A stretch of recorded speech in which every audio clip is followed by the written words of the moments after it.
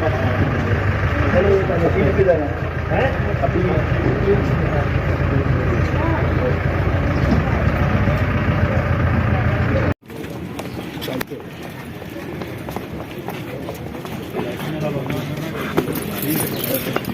साहब घबराए तो नहीं आप?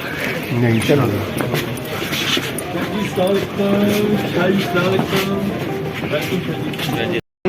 سب سے پہلے مجھے تو تعجب ہو رہا ہے یہاں آ کے. میں نے پولیس کی اتنی بھاری نفری دیکھی ہے.